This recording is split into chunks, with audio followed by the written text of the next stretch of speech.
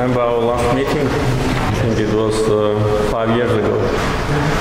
When we visited. During the Islamic Games. Yes, 2017. Yeah, it's a long time. And a long time we don't have any delegation from European Parliament. I remember the last delegation was in 2018. Frankly speaking, I was a little bit surprised when I learned that you are planning to visit Azerbaijan. You know probably the reason.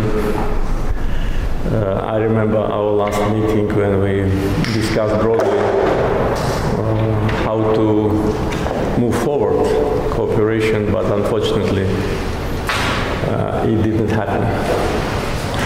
And not because of us, but because of the position of some members of European Parliament, which we consider to be absolutely groundless.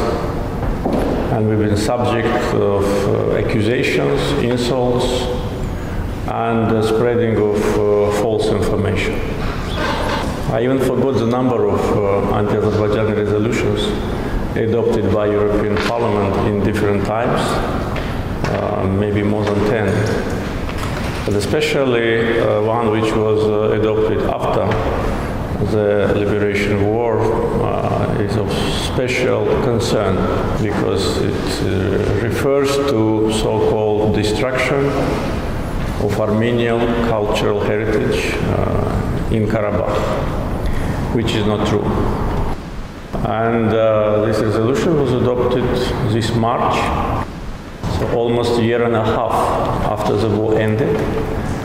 And after the war ended, there have been a large number of visits by representatives of embassies, by politicians, by chairmen of parliament of some European countries, by journalists, and all of them, they witnessed the total destruction of Azerbaijani cultural heritage. And they didn't witness any destruction of Armenian cultural heritage. On the contrary, Armenian cultural heritage is under protection in Baku and also in Karabakh. But 65 out of 67 mosques were destroyed by Armenia during the time of occupation. There was not a single word about that. They kept pigs and cows in our mosques. They totally destroyed our citizen villages.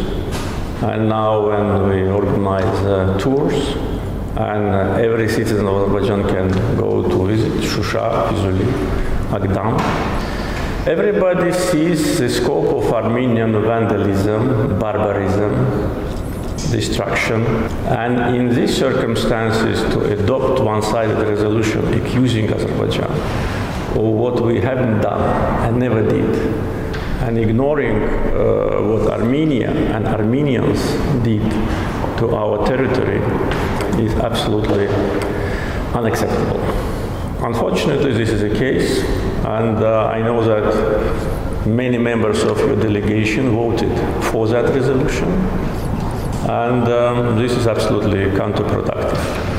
First, because it's fake and based on false facts, insinuations and manipulations. Second, it doesn't mean a lot, because you probably know that relations between EU and Azerbaijan have a good history and developed very successfully, especially at this moment. You probably heard about the visit of Madam von der Leyen, President of the European Commission yesterday, and excellent discussions we had, which once again stresses the importance of bilateral relations between Azerbaijan and EU. At the same time, President of the European Council, Mr. Charles Michel, is actively involved in the process of normalization between Azerbaijan and Armenia, and he hosted already 3 trilateral meetings between the leaders of Armenia and Azerbaijan and himself.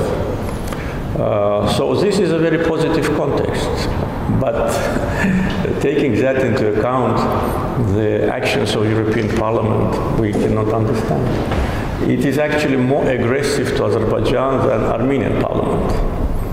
And sometimes it seems that it's Armenian parliament which adopts these resolutions, or maybe some Armenian lobbying groups have some influence.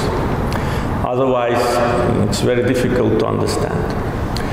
So I meant exactly that when I said that I was surprised. I'm very glad to see you, Mr. McAllister. I remember our meeting. I know that you did not vote for that resolution, but unfortunately a large number of European parliamentarians attacked us without any grounds. So this is how it is. We live in the real world. This is not our choice.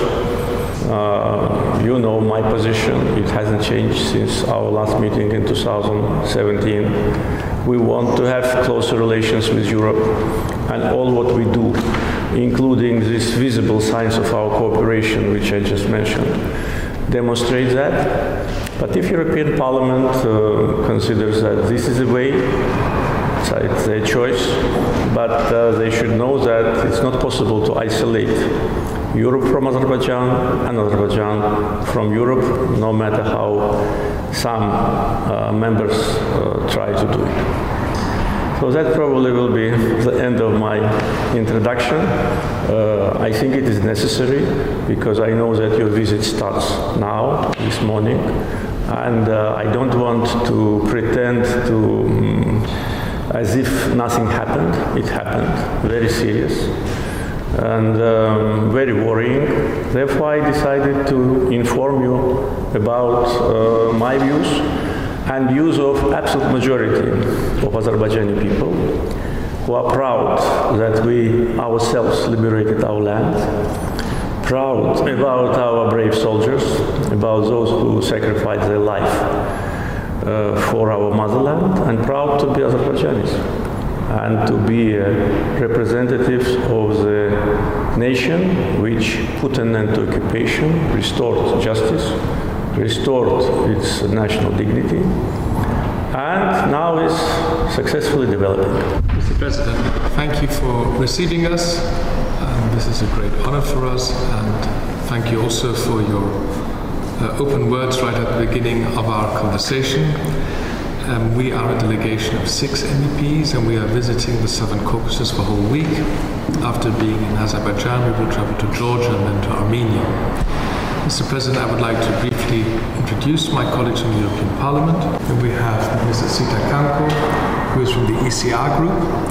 And we have Ms. Joella von Kramon from the Green Group. On this side of the table, we have Mr. Sven Mixer, who is a member from the SED group. And right at the end of the table, Mr. Mariani, who is a member of the ID group. And here is our ambassador, Peter Michalko, who you know, who is representing the EU on the ground. Our presence here is a recognition of the role we want to attach to the relations between the EU and Azerbaijan, which has become even more evident in these historical times of change. Mr. President, we would like to use the opportunity to hear from you how you regard yesterday's visit of Commission President Ursula von der Leyen to your country. Dövlətimizin başçısı Avropa İttifaqı Komissiyasının prezidenti Ursula von der Leyen'in Azərbaycana səfərinin əhəmiyyətinə toxundu və səfərin nəticələrini müsbət qiymətləndirdi.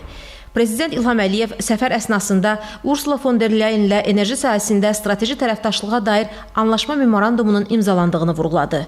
Dövlətimizin başçısı Avropa İttifaqı Şurasının prezidenti Charles Michelin dəstəyi ilə Ermənistanla Azərbaycan arasında münasibətlərin normallaşdırılması üzrə aparılan danışıqlar prosesinə toxundu və Ermənistanın 2020-ci il noyabrın 10-da imzalanmış üçtərəfli bəyanat çərçivəsində üzərinə götürdüyü öhdəliklərini yerinə yetirmədiyini qonaqların diqqətinə çatdırdı. Söhbət zamanı Avropa İttifaqı ilə Azərbaycan arasında əlaqələrin bütün sahələrdə uğurla inkişaf etdiyi və bu xüsusda Avropa İttifaqının bütün institutları ilə qarşılıqlı anlaşma şəraitində əməkdaşlığın genişləndirilməsinin vacibliyi vurğulandı. Prezident İlham Əliyev bugün Beynəlxalq Judo Federasiyasının prezidenti Marius Vizer'i qəbul edib. Dövlətimizin başçısı Marius Viziri ölkəmizdə salamlamaqdan məmnunluğunu bildirərək Beynəlxalq Cüdo Federasiyasının Azərbaycanda cüdo idman növünün inkişafına verdiyi dəstəyi qeyd etdi. Prezident İlham Əliyev cüdoçularımızın əldə etdiyi son nailiyyətlərdən danışdı, beynəlxalq turnirlərdə onların daha da uğurla iştirak etdiyini vurğuladı, Azərbaycanda Cüdo Federasiyasındakı dəyişikliklərə toxundu. Dövlətimizin başçısı Beynəlxalq Cüdo Federasiyası tərəfindən ölkəmizdə bu idman növü ilə bağlı verilən tövsiyələrin önəmini vurğulayaraq, bunun Azərbaycanda cüdonun inkişafına, xüsusilə gənc nəslin bu idman növünə marağının artmasına xidmət etdiyini bildirdi. Qonaq ölkəmizin Beynəlxalq Cüdo Federasiyasının fəal üzvü olduğunu məmnunluqla qeyd etdi və uğurlu əməkdaşlığın həyata keçirildiyini dedi. Marius Vizir Azərbaycanda cüdonun inkişafına göstərilən diqqəti yüksək qiymətləndirdi.